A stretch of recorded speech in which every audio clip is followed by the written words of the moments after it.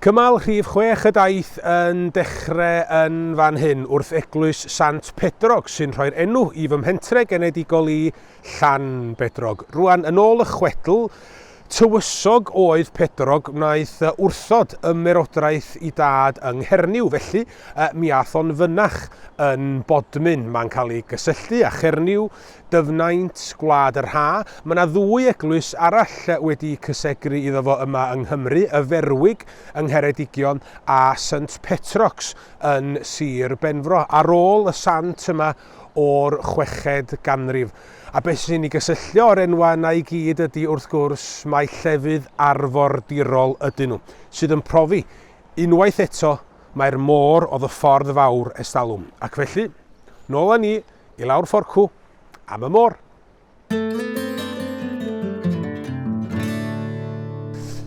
Dwi wedi cerdded y ffordd yma ddega, weithio cannoedd o weithio siŵr o fod, lôn, nant, iago, ffordd oedd yn llawn ysbrydion ac ofn i bobl leol ar nos Calan Gaea ers talwm, yn ôl yr arbenigwr ar len Gwerin, Delyth Bader, a mi allwch chi weld y lôn gul goediog yma yn tanio y dychymig. A nant iago, fel y gwelwch chi, yn llifo fel mae hi wedi gwneud ers amser tua'r môr. Yn dod â ni i'r traeth yma yn Llanbedrog. Mae'n olygfa sydd yn cael ei ffilmio, lluniau o'r olygfa'n cael ei gweld yn aml traeth poblogaidd yn yr haf yn enwedig. A dyna ni yng nghesail mynydd tir y cwmwd unwaith eto.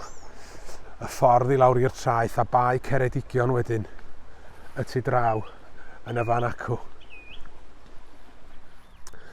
Mi ddewch i fyny o'r traeth ar y clogwyn uwch ben ar y llwybr.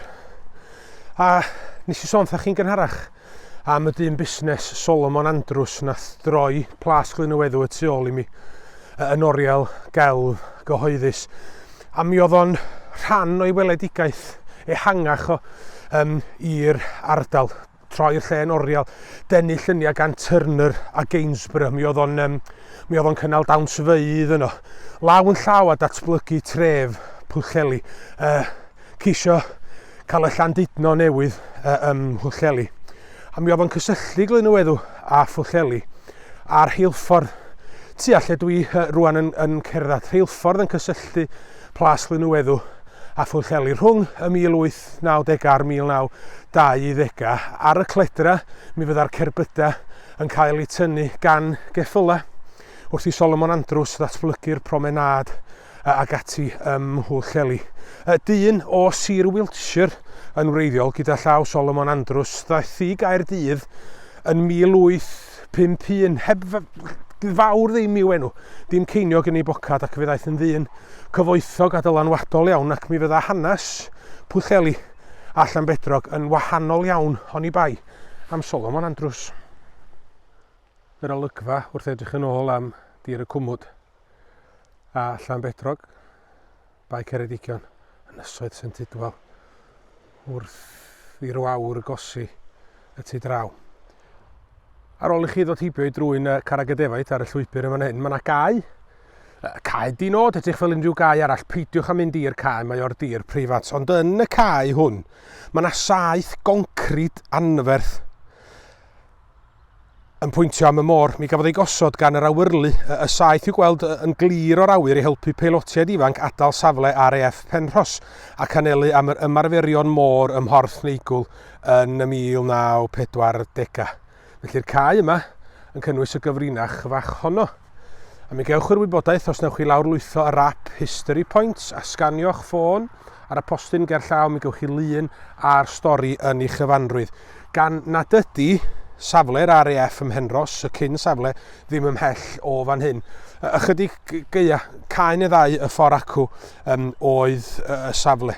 Neu Pen ysgol fomio gafodd ei llosgi'n 1936 gan 3 o sylfaenwyr Plaid Cymru, Saunders Lewis, Lewis Valentine a DJ Roberts, cyn iddyn nhw fynd i'r orsaf heddlu ym Pwllheli i ddeud be oedden nhw wedi wneud. Y tân yn Llŷn wedi gynna dafliad carreg o fan hyn, yn y cae yn y fan acw. Sa ddim dwywaith y byddai'r awyr fflamgoch wedi goleuo'r nen uwch ymhen i y noson honno. Felly'r arfordir ar un ochr, ar ochr arall mae yna gorstir. Corstir eitha glyb. A stori i roi ias i lawr y cefn i chi rwan. Rhyla yn fan hyn, yn y corstir yn fan hyn, mi oedd na grocbren ers talwm i grogi troseddwyr. Ac yn 1630, mae yna 2 ddyn lleol, Sion y Sarn a Pwllheli yn cael eu crogi. Yn fan hyn, ar ôl iddyn nhw ddenu llong Ffrengig i'r lan ym Mhorth Neigwl i dryllio hi, dwyn popeth oddi arni a llofruddio'r criw a'r teithwyr a phawb oedd arni. Felly cosb nhw cael eu crogi yn fan hyn. Mae yna gerdd yn nodi'r hyn ddigwyddodd. Ac mae'n debyg mi oedd yr holl beth wedi dychryn y trigolion lleol, fel allwch chi ddychmygu, ac mae'n debyg na thyfodd yr un gwelltyn ar dir Llŷn y flwyddyn ganlynol fel cosb gan Dduw am yr hyn yr oedden nhw wedi ei wneud. Y cyfan, rhywle yn fan hyn, 1630, Sion y Sarn a Pwllheli ar y grocbren. A mi gafon nhw'u cadw ar y grocbren am sbel i bydru, i ddychryn pobl eraill rhag feddwl gwneud yr un peth. Ac yna, ar ôl dod drwy'r twyni a chwrs golf Pwllheli, mi newch chi gyrraedd. Pwllheli, maestref cwmwd a floegion. Ers talwm ganrifoedd yn ôl, man geni Albert Evans Jones yn 1895. Cynnan i'w roi enw barddol arna fo'r unig un i fod yn archdderwydd ddwywaith gyda llaw ac un oedd yn moderneiddio'r eisteddfod.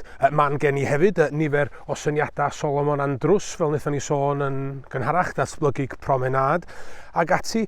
Man gen i hefyd Plaid Cymru, fan hyn y cafodd Plaid Cymru sefydlu'n 1925. And i unrhyw un sydd wedi eni a'i fagu yn Llŷn yn syml iawn, dre.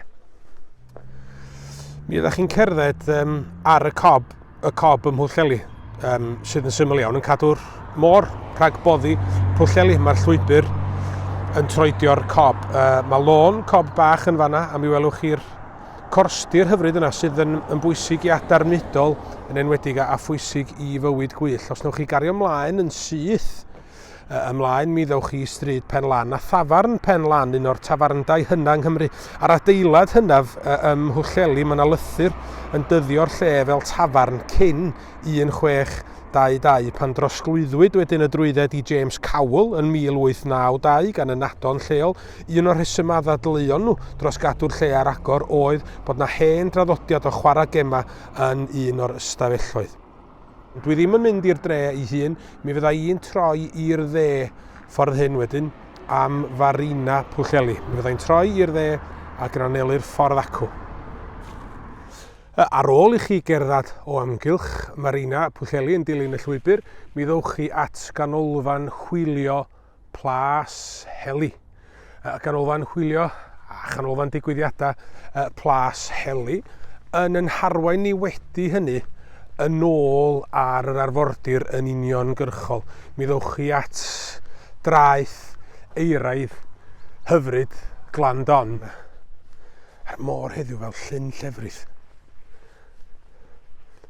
Mi fyddwn ni'n anelu am y ffordd acw am drwy'n Penychain.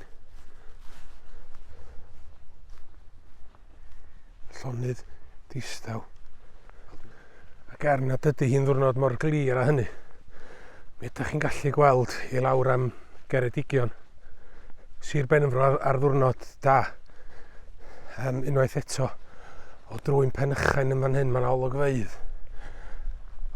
Hyfryd yn does.